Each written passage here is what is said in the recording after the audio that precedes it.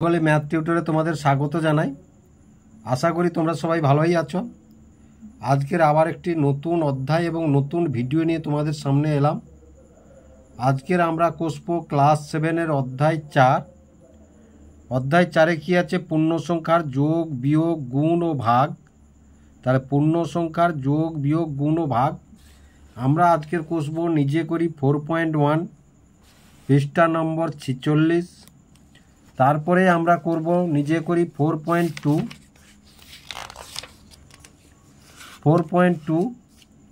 পৃষ্ঠা নম্বর 51।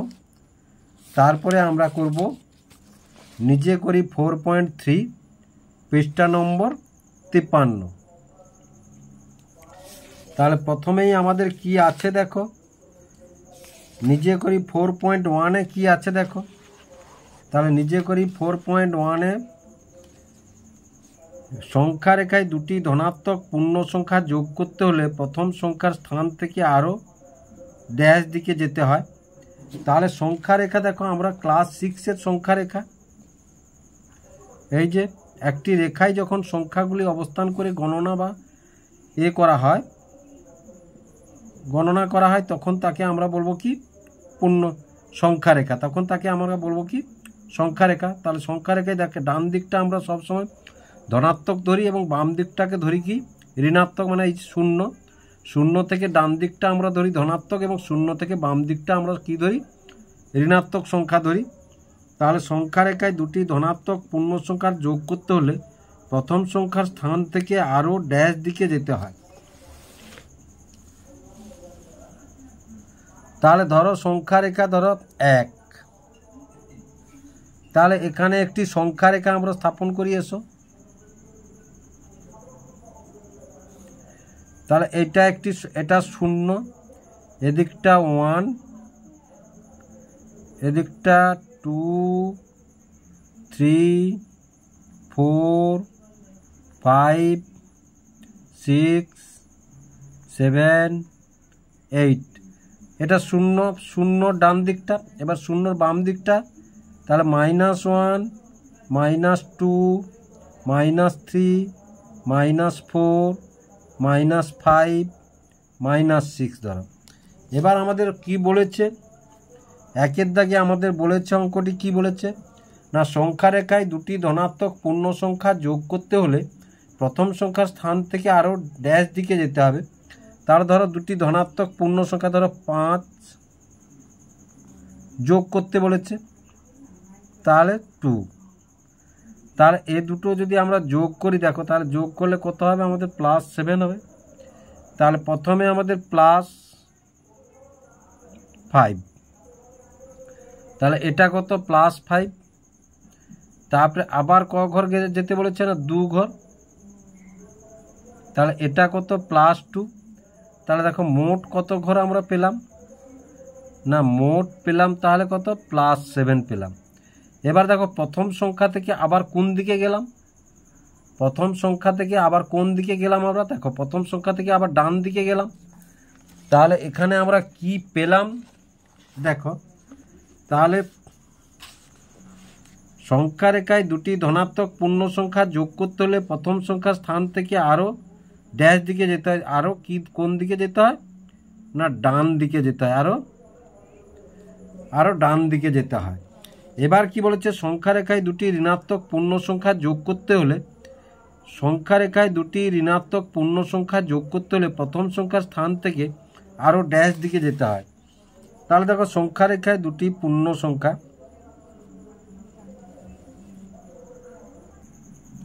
তাহলে দেখো কি বলেছে কি না, সংখ্যা রেখায় দুটি ঋণাত্মক পূর্ণ সংখ্যা যোগ করতে হলে, তাহলে ঋণাত্মক পূর্ণ সংখ্যা ধরো ঋণাত্মক পূর্ণ সংখ্যা হচ্ছে -4 প্লাস -3। তাহলে এটা যদি আমরা যোগ করি দেখো, তাহলে -4 এ প্লাস মাইনাসে -3 সমান কত পেলাম না? -7 পেলাম। এবার দেখো তাহলে কি বলেছে? প্রথমে কত বলেছে না? প্রথমে বলেছে 4, তাহলে -4। তারপরে কি বলেছে? প্রথম সংখ্যা তোমার হচ্ছে আবার -3, তাহলে এটা -3, তাহলে মোট ক ঘর পেলাম আমরা? তাহলে -7। দেখো প্রথম সংখ্যা থেকে তাহলে কোন দিকে এলাম? না প্রথম সংখ্যা থেকে বাম দিকে এলাম। তাহলে প্রথম সংখ্যা থেকে তাহলে বাম দিকে এলাম। তাহলে দেখো আমরা কি লিখবো এখানে? না এখানে দেখো প্রথম সংখ্যা থেকে বাম দিকে এলাম।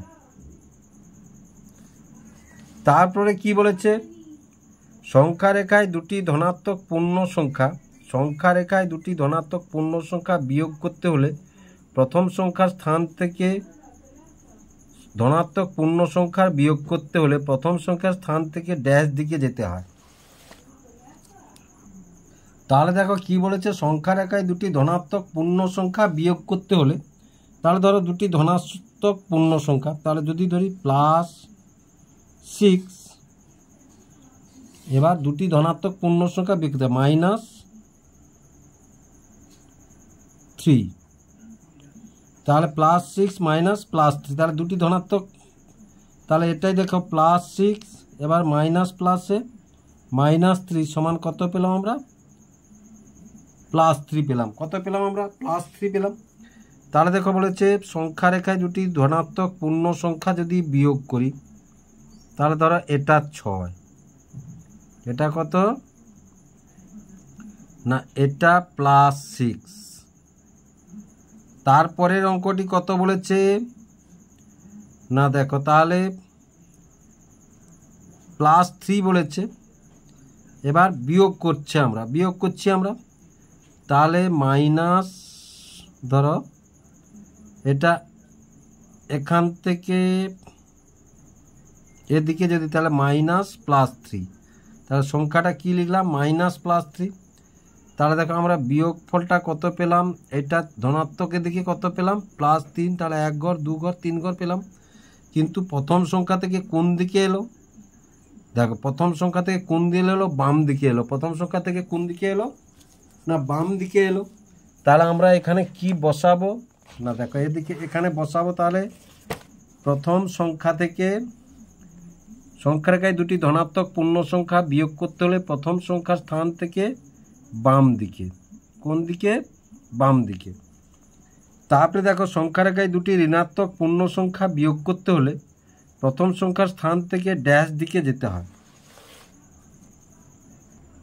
এবার কি বলেছে? না সংখ্যা রেখায় দুটি ঋণাত্মক পূর্ণ সংখ্যা, তাহলে দেখো এটা একটি ঋণাত্মক সংখ্যা, দুটি ঋণাত্মক পূর্ণ সংখ্যা যদি বিয়োগ করতে হয়, ঋণাত্মক পূর্ণ সংখ্যা, তাহলে দুটি ঋণাত্মক পূর্ণ সংখ্যা এই, তাহলে এটা ঋণাত্মক পূর্ণ সংখ্যা বিয়োগ করতে হলে, তাহলে এখান থেকে দেখো এটা তাহলে -5 থাকছে, এই মাইনাসে মাইনাসে +3 থাকছে, তাহলে কত পেলাম? -5 আর +3, তাহলে -2 পেলাম। কত পেলাম? না -2 পেলাম। তাহলে এবার দেখো, তাহলে প্রথমে আমাদের -5,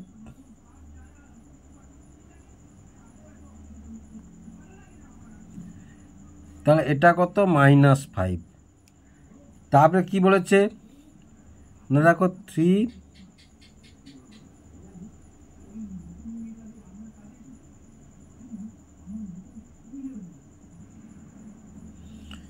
-3, তাহলে আমরা এখান থেকে বিয়োগফলটা কত পেলাম? দেখো মাইনাসের দিকে, তার মানে -2 পেলাম। তাহলে দেখো প্রথম সংখ্যা থেকে কোন দিকে এলো?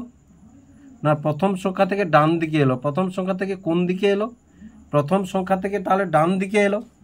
তাহলে আমরা এখানে কি লিখতে পারি? দেখো তাহলে এবার দেখো কি বলেছে এখানে? না সংখ্যা রেখার দুটি ঋণাত্মক পূর্ণ সংখ্যা বিয়োগ করতে হলে প্রথম সংখ্যার স্থান থেকে ডান দিকে। কোন দিকে?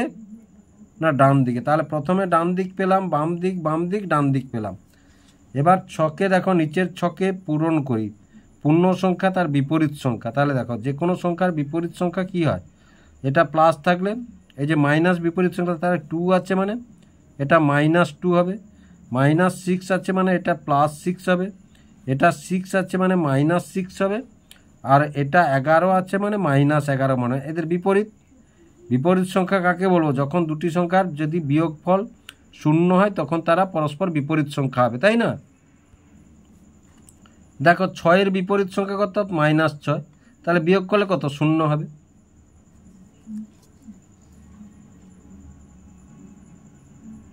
এবার দেখো নিজে করি 4.2 পৃষ্ঠা নম্বর 51। তাহলে দেখো নিজে করি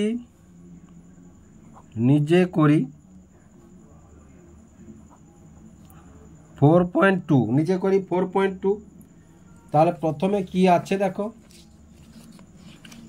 বাম দিকের সাথে ডান দিকের সম্পর্ক মিলিয়ে মেলাই।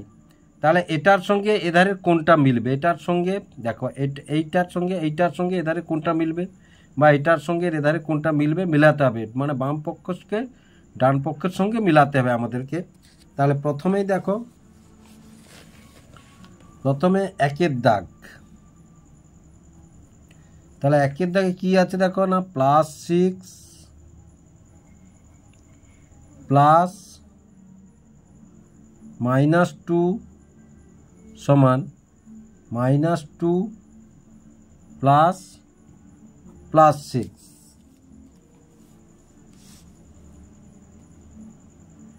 এটা কি বলেছে, এটা সমান এটা। তাহলে দেখো +6, তাহলে +6 এটাকে যদি করি তাহলে +6 প্লাস মাইনাসে -2, তাহলে এটা কত হলো +4।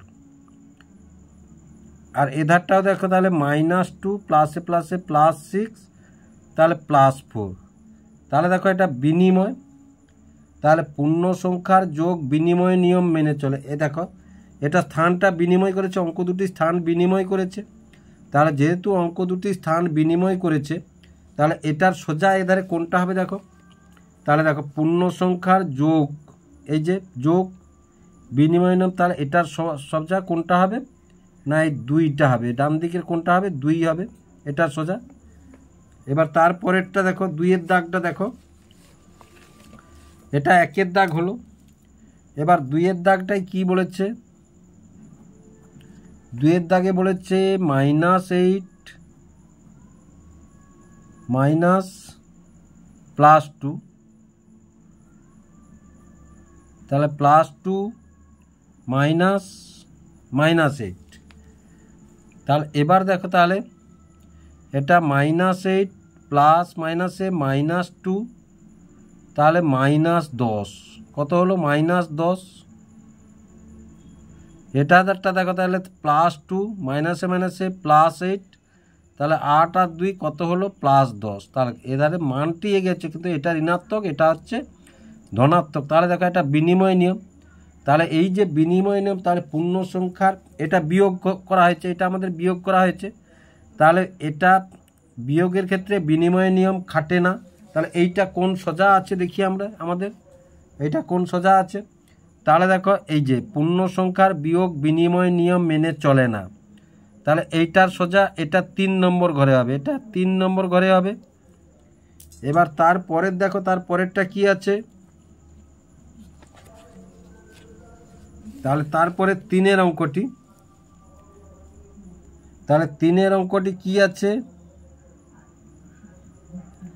3-এর অঙ্কটি আছে দ্বিতীয় বন্ধনী -1 -11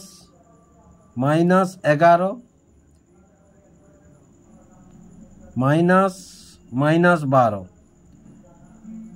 নট ইজিক্যাল টু বা সমান নয়, -1 মাইনাস দ্বিতীয় বন্ধনী -11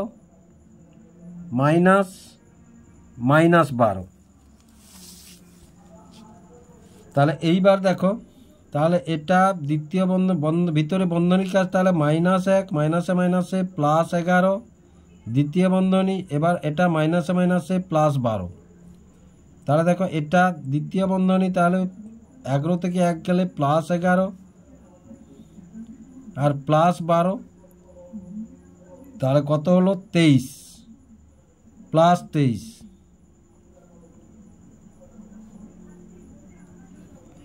এবার দেখো এটা -1 মাইনাস, তাহলে -11 মাইনাসে মাইনাসে +12, তাহলে -1 মাইনাস, তাহলে 12 থেকে 11 গেলে +1। এবার দেখো -1 মাইনাসে মাইনাসে মাইনাস প্লাসে -1, তাহলে সমান কত সমান 9, তাহলে -2। আর তাহলে এইবার দেখো এটা, দেখো এটা কি বিয়োগের ক্ষেত্রে সংযোগ নিয়ম, এটা বিয়োগের ক্ষেত্রে সংযোগ নিয়ম। তাহলে দেখো বিয়োগের সংযোগ নিয়ম, পূর্ণ সংখ্যার বিয়োগ সংযোগ নিয়ম মেনে চলে না। তাহলে পূর্ণ সংখ্যার বিয়োগ, কারণ এধারটা সমান এধারটা 9 যেহেতু, তাহলে পূর্ণ সংখ্যার বিয়োগ, তাহলে এটা কোনটা হবে, এটা 4 হবে। এটা কোনটার সোজা হবে, এটা 4-এর সোজা হবে। তারপরে দেখো এবার 5-এর দাগে কি বলেছে, এ 4-এর দাগটা কি বলেছে,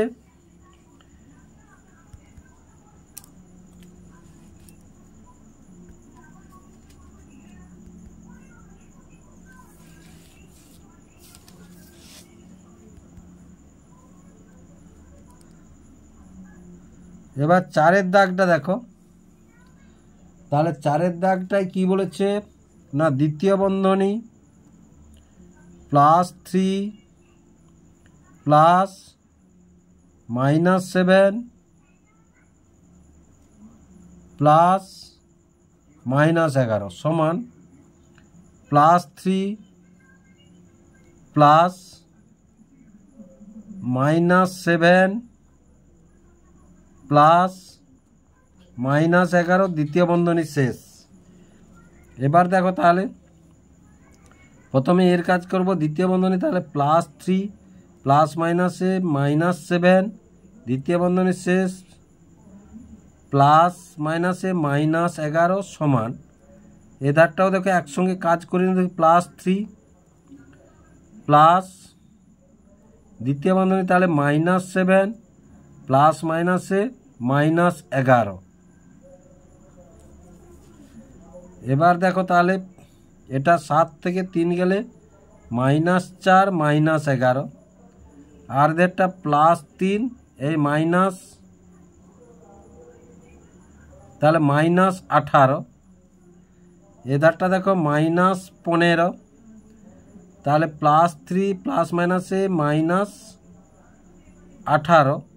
তাহলে -15 সমান -15, তাহলে এধারটা সমান এধারটা। এবার দেখো একটা, এগুলো কি আছে, যোগ আছে, এই যোগ আছে, তাহলে এবং সংযোগ নিয়ম, তাহলে পূর্ণ সংখ্যার যোগ সংযোগ নিয়ম মেনে চলে।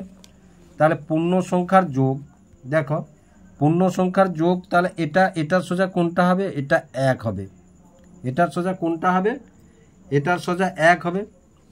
এবার দেখো 2-এর দাগের অঙ্কটা কি আছে, দেখো এমন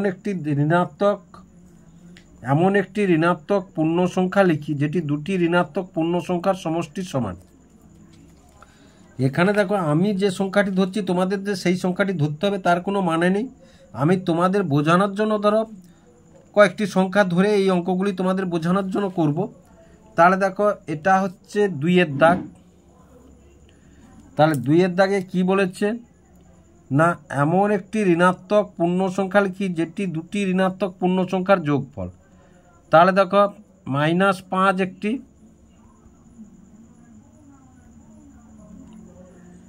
তাহলে দেখো -5 একটি ঋণাত্মক সংখ্যা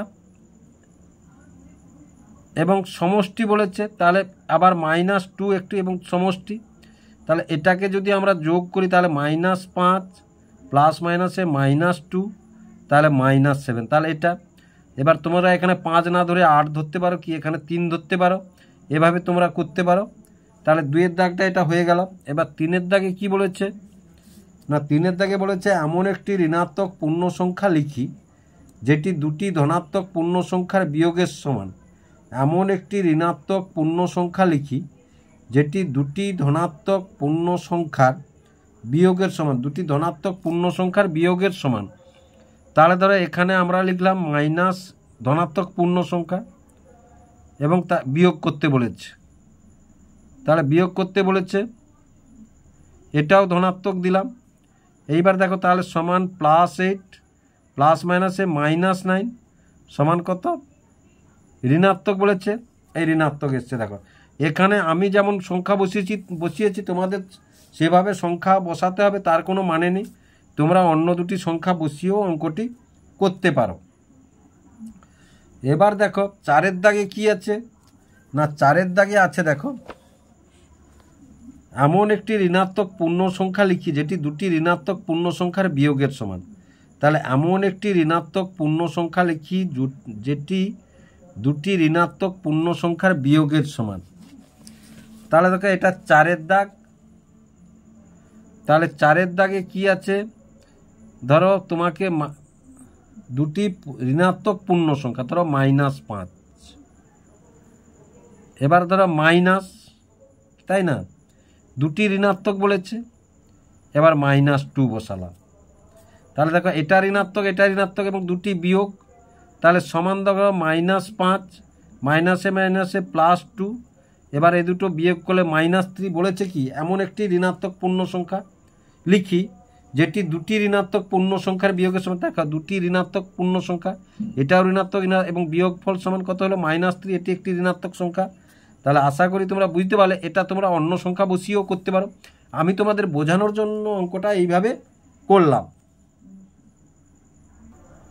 এবার দেখো নিজে করি 4.3, এবার 6 × -8 এটা সমান -48 আমাদেরকে দেখাতে হবে। এবার দেখো আমরা জানি কি না যোগের সংক্ষিপ্ত রূপ কি না যোগের সংক্ষিপ্ত রূপ গুণ। এখানে আমাদেরকে সেটা প্রমাণ করতে হবে, তাহলে আমাদেরকে কি বলেছে 1-এর দাগে, তাহলে নিজে করি